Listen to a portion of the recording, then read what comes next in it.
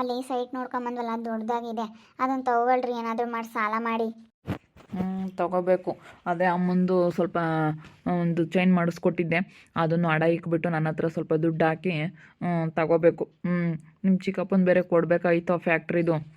ಕೊಡಬೇಕಾಗಿತ್ತು. ಇವಾಗ ಅದೇ ಲಾಭ ಬಂದಿದ್ದೆಲ್ಲ ನಮ್ಮ ಚಿಕ್ಕಪ್ಪನೇ ತಗೊಂತ ಐತಲ್ಲ ಬಿಡು, ಎಲ್ಲ ಅವರೇ ತಗೊಂಬ್ಲೇಳು. ಅದು ಯಾವತ್ತಿರುತ್ತೆ, ಅದು ಯಾವಾಗ ನಮಗೆ ಕೊಡಬೇಕು ಅಂತ ಇದ್ರೆ ಆವಾಗಲೇ ಕೊಡ್ಲೇಳು ಬಿಡು, ತಲೆ ಕೆಡಿಸ್ಕೊಬೇಡ.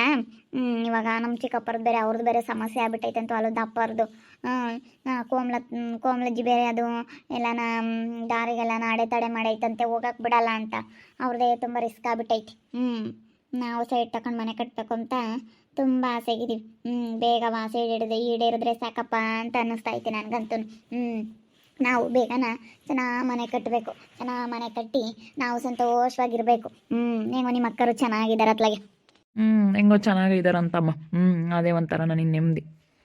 ಏನಾದರೂ ಸ್ವಲ್ಪ ಕಷ್ಟಪಟ್ಟು ಆ ಸೈಟ್ ತೊಗೊಳ್ರಿ, 1 ಸೈಟ್ ಐತಲ್ಲ, ಚೆನ್ನಾಗಿರುತ್ತೆ. ಮನೆ ಮುಂದೆ ಜಾಗ ಎಲ್ಲನ, ಮತ್ತು ಪಾರ್ಕಿಂಗ್ ಮಾಡ್ಕೊಳ್ಳೋಕ್ಕೂ, ಮನೆ ಮುಂದೆಲ್ಲನ ಏನಾದರೂ ಗಿಡಗಳು ಹಾಕೊಳ್ಳೋಕ್ಕೂ ಜಾಗ ಇದ್ರೇ ಚೆಂದ, ಚೆನ್ನಾಗಿರುತ್ತೆ. ಇಲ್ಲಿ ಇಕ್ಕಟ್ಟಂದ್ರೆ ಇಕ್ಕಟ್ಟು, ಇಲ್ಲಂತೂ ಸಾಕಾಗ್ಬಿಟ್ಟೈತೆ.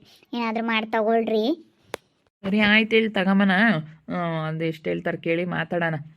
ಕೊಡ್ತೀವಿ ಅಂತ ಹೇಳ್ತಿದ್ರು, ತೊಗೊಂಡು ಮನೆ ಕಟ್ಟಬೇಕಮ್ಮ. ನಾವು ಏನು ಮಾಡೋದು, ಅದೇ ನಮ್ಮ ಇದ್ರ ಮೇಲೆ ಲೋನ್ ತಗೊಳ್ಳೋಣ ಅಂತ ಇದ್ದೀನಿ. ನಮ್ಮ ಆಫೀಸಾಗೆ ಲೋನ್ ಕೊಡ್ತಾರೆ, ಲೋನ್ ತಗೊಳ್ಳೋಣ ಅಂತ ಇದ್ದೀನಿ. ತೊಗೊಂಡು ಸ್ವಲ್ಪ ಸಾಲ ಗಿಲ ಮಾಡಿ ಕಟ್ಸಿದ್ರೆ ಆಯಿತು. ಇನ್ನೇನು ಮಾಡೋದು. ಸ್ವಲ್ಪ ಮಾಡಬೇಕು ಸಾಲನ, ಜಾಸ್ತಿ ಆದರೆ ಆಗಲ್ಲ. ಇವಾಗ ಎಷ್ಟೈತೆ ನಿಮ್ಮ ಹತ್ರ ದುಡ್ಡು? ಸೈಡ್ ತೊಗೊತೀನಿ, ಅದೇ ಮನೆ ಕಟ್ಟೋಕ್ಕೆ ಇನ್ನೊಂದು ಸ್ವಲ್ಪ ದಿನ ನೋಡೋಣ. ಇವತ್ತು ಸದ್ಯಕ್ಕೆ ಒಂದು ಸೈಡ್ ತಗೊಳ್ಳೋಣ. ಶಿಲ್ಪ ದೊಡ್ಡಮ್ಮರು ಬಂದರೆ ಅಕ್ಕ, ಬಾ ದೊಡ್ಡಮ್ಮ ಬಾ. ಯಾವಾಗ ಬಂದ್ರಿ? ಈಗ ಇದೇ ತಾನೇ ಬಂದ್ವ, ಮಿಲ್ಲೆ ಏನೋ ಒಂದಿಷ್ಟು ಕೆಲಸ ಇತ್ತು. ನಮ್ಮ ಹುಡುಗಿಲ್ಲೇ ಯಾರೋ ಒಂದಿಟ್ಟು ಏನೋ ಹೇಳಿದರು, ಅದಕ್ಕೆ ಬಂದೆ. ನಾನೇ ಹೋಗ್ಬೇಕು, ಟೈಮ್ ಆಗುತ್ತೆ. ನಾನೇನೋ ಸ್ವಲ್ಪ ಮಾತಾಡ್ಬೇಕಾಯ್ತು, ಅದಕ್ಕೆ ಬಂದಮ್ಮ. ಬರ್ರಕ್ಕ, ಬರ್ರಿ ಒಳಕ್ಕೆ ಬರ್ರಿ, ಟೀ ಕುಡ್ಕೊಂಡು ಹೋಗಿರಂತೆ. ಇಲ್ಲ ಬರೋಂಗಿಲ್ಲ ಪಾಪ, ನಾವು ಹೋಗ್ಬೇಕು. ಇಲ್ಲೇನೋ ಬಂದಿದ್ವಿ, ನಮ್ಮರು ಇಲ್ಲ ಯಾರೋ ಒಬ್ರು ಇದ್ರು, ಅವ್ರ ಮನೆಗೆ ಊಟ ಮಾಡ್ಕೊಂಬಂದ್ವಿ, ಕಾಫಿ ಕುಡಿದು ಬಂದ್ವಿ, ಎಲ್ಲ ಆಯ್ತು. ಅಲ್ಲೇನು ಏನು ಬೇಡ. ಅದಕ್ಕೆ ಇನ್ನು ನಮ್ಮ ಋತು ತಗೊಂಡು ಮಾತು ಹೇಳ್ಬೇಕಾಗಿತ್ತು ಅಂತಂದ್ಲು ನಿಮ್ಮ ದೊಡ್ಡಮ್ಮಯ್ಯ, ಅದಕ್ಕೆ ಬಂದ್ವಿ ಹೇಳೋಣ ಅಂತ. ಏನಿಲ್ಲ, ನಿಮ್ಮ ಅಜ್ಜಿವಾಗೆಲ್ಲ ಅನಾಥಾಶ್ರಮಕ್ಕೆ ಬರೀತಾಳಂತೆ ಆಸ್ತಿ ಎಲ್ಲ. ಅದಕ್ಕೇನೆ ನಾವಿಲ್ಲಿ ಬಂದಿದ್ವಾ, ಅದಕ್ಕೆ ಹೇಳೋಗೋಣ ಅಂತ ಬಂದ್ವಿ. ಅವ್ರದ್ದು ಆಸ್ತಿ ಅನಾಥಾಶ್ರಮಕ್ಕೆ ಬರೆದ್ರೆ ನಾವೇನು ಮಾಡೋದಕ್ಕ? ನಾವೇನು ಮಾಡೋದಕ್ಕಾಗುತ್ತೆ ಹೇಳು? ಅಲ್ಲ, ನೀನು ನಿಮ್ಮ ಅಜ್ಜಿಗೆ ಹೇಳು ಒಂದು ಮಾತು. ನಿಮ್ಮ ಲಸ್ಮಜ್ಜಿಗಮ್ಮ, ನಿಮ್ಮ ಲಸ್ಮಜ್ಜಿಗೆ ಒಂದು ಮಾತು ಹೇಳು.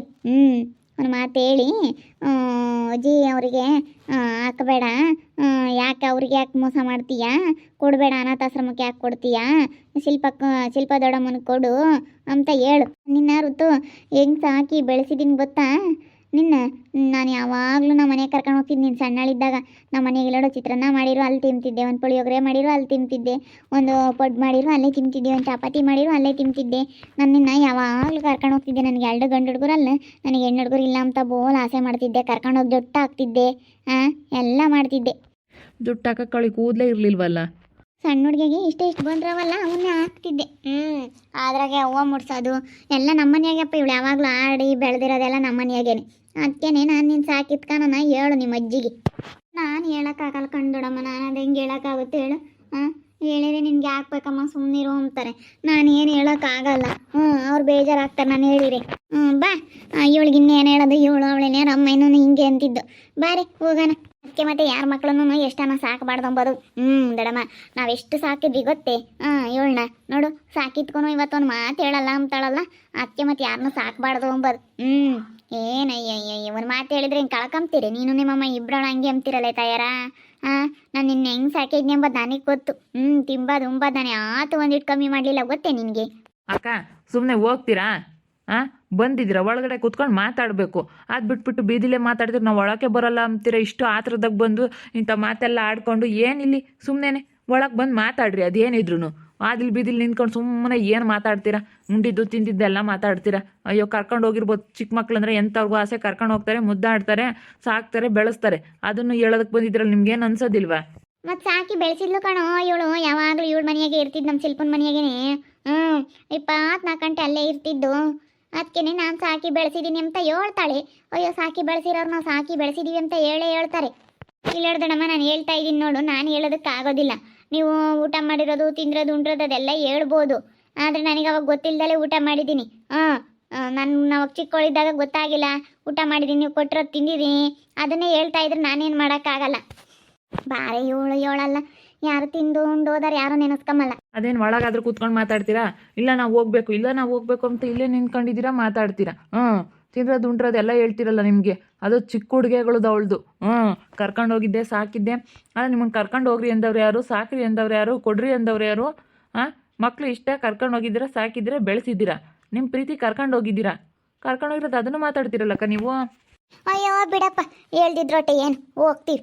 ನಾವಿಲ್ಲಿ ಯಾಕೆ ಬಂದಿದ್ವಿ, ಅದಕ್ಕೆ ಮಾತಾಡ್ಸೋಣ ಅಂತ ಬಂದ್ವಿ. ಹೇಳಿಲ್ಲ ಅಂದಮೇಲೆ ಇನ್ಯಾಕೆ ಬರೋಣ. ನಮ್ಮ ಮನೆಯಾಗೆ ತಿಂದು ಉಂಡು ಕೈ ತೊಳ್ಕೊಂಡು ಹೋದ್ಲು. ನಮ್ಮ ಮನೆಯಾಗೆ ಇರಳು 24 ಗಂಟೆ, ಯಾವಾಗ್ಲೂ ದೆರೆಮೆ ಅನ್ಕೊಂಡು ಬಂಗಾಳಿ ಮಾತಾಡ್ಕೊಂಡು ದೆಡೆಮೆ ಅನ್ಕೊಂಡು ತಿಂದು ತಿಂದಿವತ್ತು ನೋಡು. ನಾನು ಹೇಳಲ್ಲ ಅಂತಾಳು ಅಜ್ಜಿಗೆ. ಒಂದು ಮಾತು ಹೇಳಿದ್ರೆ ಸೌಕಮ್ಮಳು ಅಜ್ಜಿಗೆ. ಬಾ ಹೆಂಗನ ಮಾಡ್ಕೊಂಬಿಡ ಸಾಕು.